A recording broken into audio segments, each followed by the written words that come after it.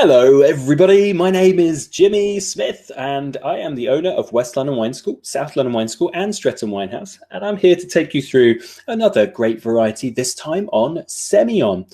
This is our advanced version, so this is ideal for those of you that may be studying your WSET Level 3 or Level 4 or even above or equivalent qualification.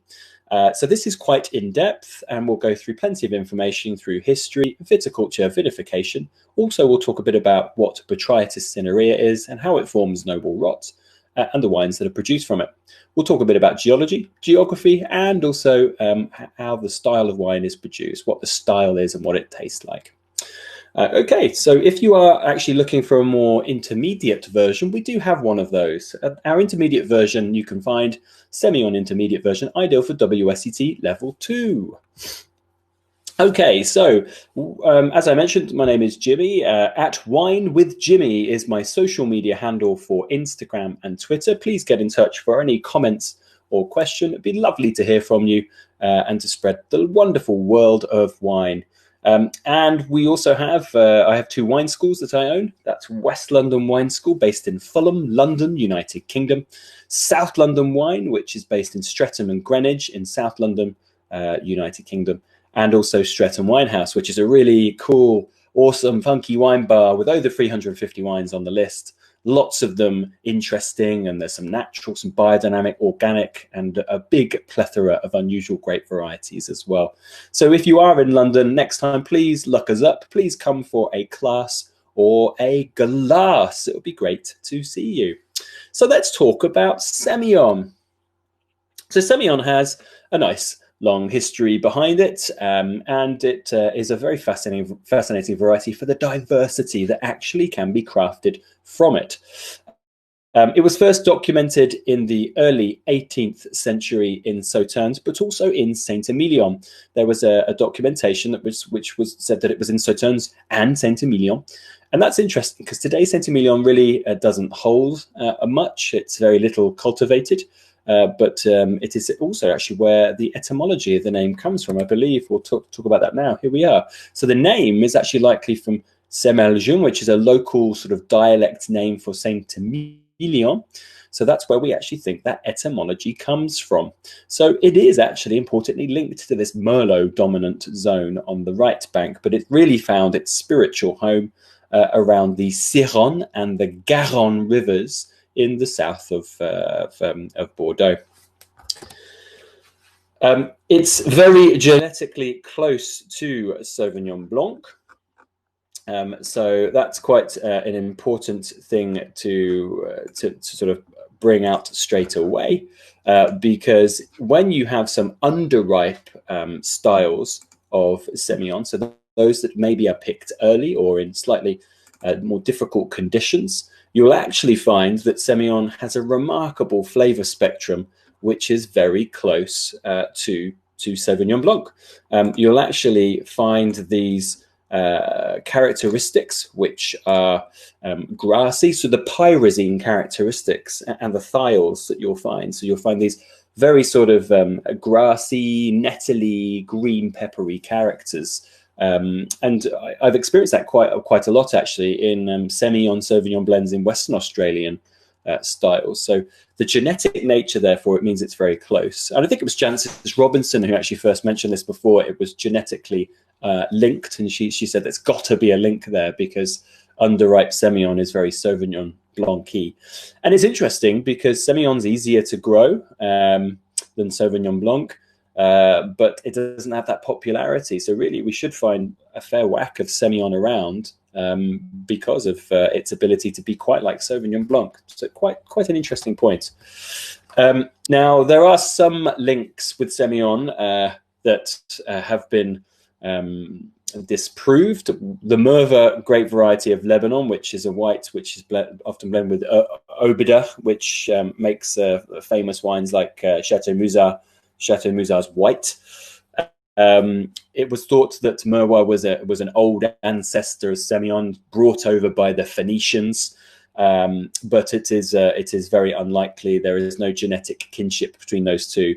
Maybe there is some sort of clonal link that Mer were of Semillon, but we are not sure to this day. There is a mutation of Semillon in South Africa, which is called red Semillon. Semillon was classically called green grape in South Africa when we have the first sort of Cape Colony productions of viticulture under Jan van Riebeeck and then people like Stel. The first governor, the first commander and first governor. And then there was the redder mutation. So that was ended up called quite logically red green grape. Which is quite funny. So yes, there is some red Semillon, not much of it, but it is out in South Africa. And here you go. Here's the synonym. So green grape in South Africa. So the red version of that is red green grape. Hunter River Riesling in Australia. Saint-Emil it can be called in Gironde, sometimes with very little amounts of that. Sauvignon Blanc is another name for it. Semillon without the accent on the E as well. Semillon Muscat in Sauternes. You may find it as that as well. So Semillon, viticulturally speaking, is a mid-ripening variety, though it will be picked quite early through middle ripening and up to late with Botrytis-affected fruit. And that really significantly changes those styles, gives you a big diversity. Moderate to quite vigorous. It can yield quite well. Certainly can be up there with Sauvignon Blanc. So fairly good production levels behind it. But it is certainly linked to its terroir and its geology. So the fertility of the vineyard, so the healthiness of the soils, but also the richness of the soils will really depend on the total yield of Semillon.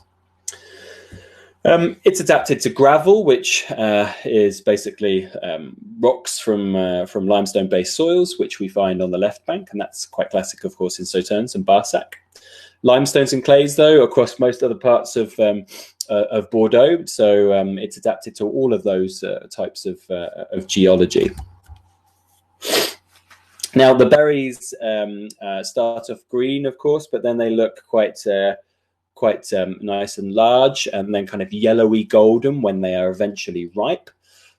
So they do get this lovely change of color, and it's quite striking because it's quite lovely color of the grapes with this really kind of almost luminous green leaves behind it, which are quite famous. And that is in fact really why the South Africans called it the green grape, because they have these very, very bright green leaves.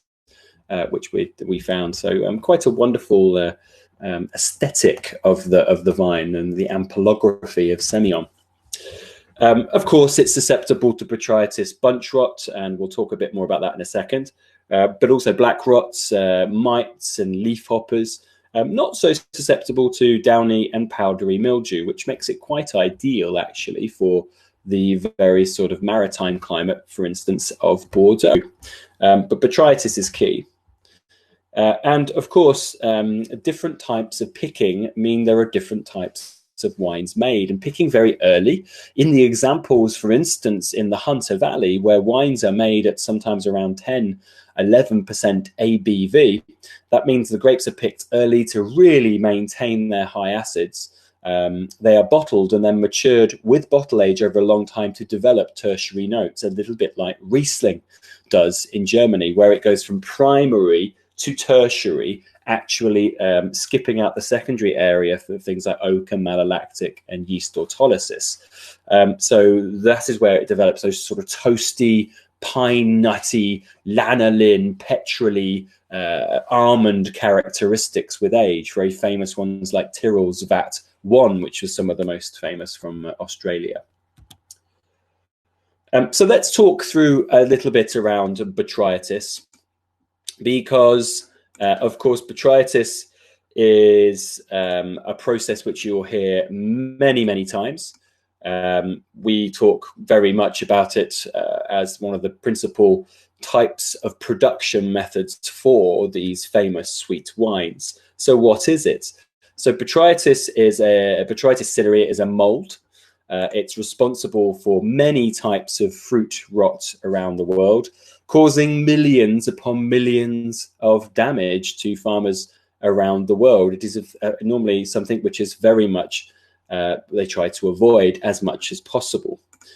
Now, under certain very specific ideal microclimatic conditions, the fungus, the mold, will cause what we call noble rot.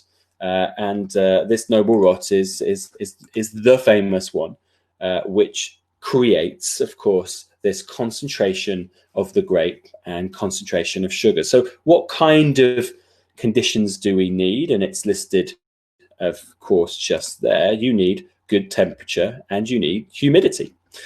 So during that infection phase, a temperature of around 20 to 25 degrees C and a relative humidity often very high, 80 to 95% for quite some time, are considered very desirable.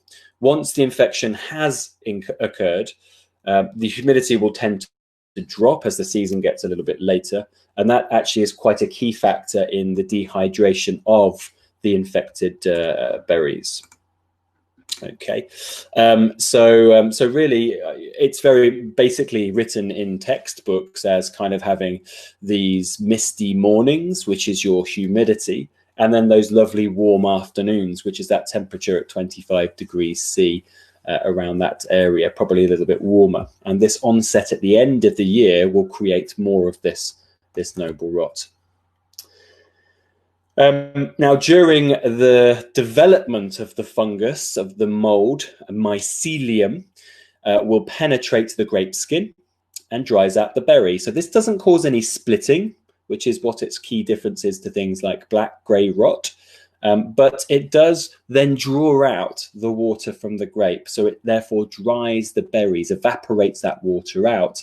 This in turn will then concentrate what's inside, which is, of course, we got some pips in there, but you've got sugar and acids.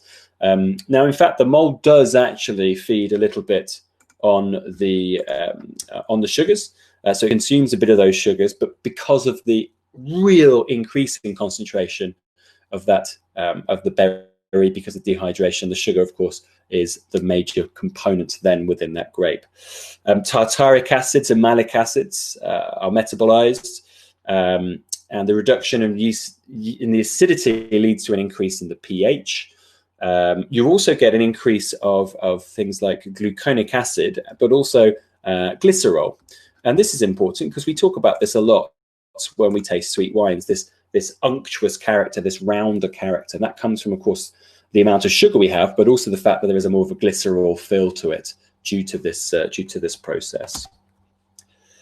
And of course, we need this really in areas where the humidity is able to be dominant and the temperatures are able to be still quite warm later on in the year in those afternoons. And this will be, of course, a proximity to a water source, things like seas, lakes and rivers. The very famous place in there's Sauternes, of course, we will talk about a little bit in Bordeaux. The Sauternes is famous because there's a river called the Ciron, which then runs into the Garonne. And where that confluence is of those two rivers, that's where we find Sauternes. It's the same in Tokai, where Tokai, that lovely town in northeast Hungary, you have a meeting of two rivers here as well, the Tisza and the Bovrog. And those two together, the confluence, is where we find a real concentration of noble rot in Hungary. So very important, you need that proximity to seas, rivers and lakes. So what about Semillon in the winery? So we've talked about what it's like viticulturally, and then also the very famous onset of Botrytis Cinerea causing noble rot. Semillon is not a popular variety around the world, certainly not as popular as its very sort of similar genetic variety, which is Sauvignon Blanc. So we find it with Sauvignon Blanc, but Sauvignon Blanc is certainly always the bigger production. It is blended with Sauvignon Blanc, of course, and it is often seen as Semillon adds maybe weight, that glycerol feel and texture. Sauvignon will be the counterpoint to that and adding aromatics, acidity and freshness. Muscadel will add a floral note, and both of these are actually used in France with Semillon in Bordeaux, of course, and in places like the Dordogne next door to Bordeaux. In South Africa, Semillon has been really trialled and championed by a number of growers, notably in the Swartland by people like Ibn Saidi, who are really producing Semillons blended with a variety of styles, including Chenin, including Chardonnays, including lots of things like Verdelho. Peter Volser, Blank Bottle, has proved that Semillons are blended with a lot. But there is a bit of a movement to produce Semillons as varietals out there as well. And I think that's the next point. Yeah, so it can be found as a varietal in South Africa. There's a bit of a movement for that, but also in Australia, where you find in Hunter Valley and Barossa Valley these famous single varietals, which are either produced certainly in the Hunter Valley as quite early consumption styles, as kind of a counterpoint to Pinot Grigio, or as these wonderful complex ones with bottle age, which develop petrol, lanolin, these kind of nutty pine nut almond petrol characteristics, and become quite Riesling-esque with their age. In the dry wines that are made, sometimes in some places, certainly in Bordeaux, you will find that a winemaker may use proportions of botrytis affected fruit within their dry wine. Now, this will increase the overall alcohol. That has to be kept in check. The fruit has to be carefully handled.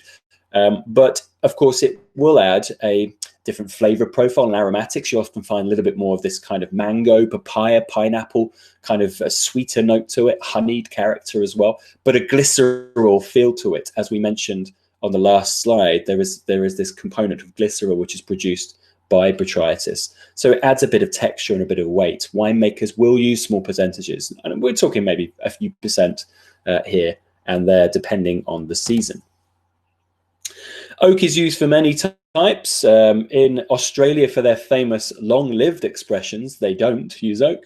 But South Africa and most of Bordeaux will use oak, an older oak, as Semillon works quite well, has a good affinity to oak. And as I just mentioned, unoaked expressions with low alcohol are the famous ones from Australia. Tyrrell's VAT 1, for instance, from the Hunter Valley, which can produce these wonderfully complex styles, which are very interesting and difficult for a student to decipher, because they're wonderful. They have great oxidative notes, but with very bright acidities behind them due to the early picking. And of course, sweet wines. I talked on the last slide about sweet wines. Around the world, botrytis affected Semillon make sweet wines, in South Africa, quite a bit in Australia, and of course in the southwest of France, around the Dordogne and around Aquitaine, Bordeaux. So yeah, there's the key locations. There's not a lot to know here because there aren't many places in the world that have a significant amount of it. But France, with over 11,000 hectares in Bordeaux, of course, and the Dordogne. So that is, of course, all of Bordeaux, but famously in the Grave area, making the dry whites of Pessac-Léognan, which is listed on that map, Grave, and then the sweet wines of Barsac and Sauternes. But generic Bordeaux Blancs will be found with some Semillon in them as well. Across in the Dordogne, so that is going off the east of this map, following the Dordogne River, so swimming against it, I suppose. You will find, of course, the wines of Bergerac Blanc, which will have Semillon blended into it, but also Montbaziliac, which is their sweet expression of Semillon blended with Sauvignon Blanc and Muscadel. Australia, with about half of the production there, Hunter Valley, Barossa, and Western Australia. Western Australia is more famous for blending it with Sauvignon Blanc, and having it a little bit under riper, so we often find a lot of green herbaceous notes behind them. But Hunter Valley produces their two kind of major styles, as mentioned before. First of all, these wonderful styles, which are stainless steel fermented, picked early grapes from old vines, often stainless steel fermented, bottled early with very high acids, and then developed over many years to gain tertiary compounds. But the second style is often more bigger productions of Semillon made in a more fresher, easier early consumption style. South Africa, with around 1,000 hectares, you'll find it commonly blended but also used as some single varietals. And we've talked now a lot about this. What kind of styles do you get? Dry to sweet, acidity all over the place, but normally moderate to high, depending on picking. Now, here, there are quite a few things going on. So you'll see almonds, honey, petrol, lanolin, woolly sort of characteristic. These things are common with dry Semillons that have a bit of age behind them. We're talking many years. In Bordeaux, there are dry Sauvignon blends with Sauvignon Blanc, which are found with oak, and they will tend to have a lot of tropical notes, oaky notes, as well as fresh notes because of the blend that's in play. But young Semillon, consumed very easily, more mass consumption, you'll find lemon, limey, pear characteristics will be found. And there's a lot of mass-produced stuff found in Australia, for instance, where it's blended with Chardonnay, Semillon Chardonnay. And then the sweet expressions, your very, very famous Sauternes, Barsac, a number of others across Bordeaux, and then the Dordogne, Montbaziliac, Botrytis Cinerea in Australia, and some sweeter Semillons in South Africa, will produce wines that have tropical notes, will have dried fruit, dried apricots and peach and nectarine and mandarin, honeyed characteristics, caramel, marmalades, etc., due to the botrytis factor. Okay, so that is the end of the advanced look at Semillon. I hope you've enjoyed the session. I hope you've learned something about Semillon and about its history, its viticulture, its vinification, its geography, its geology, its etymology, and what it's like. So thank you so much for listening. Please look at all of our other great varieties. We have lots of them up on the channel, on the YouTube channel. Been a pleasure as always. My name's been Jimmy Smith, and see you again very soon, hopefully for a class or a glass here in London. Thank you so much.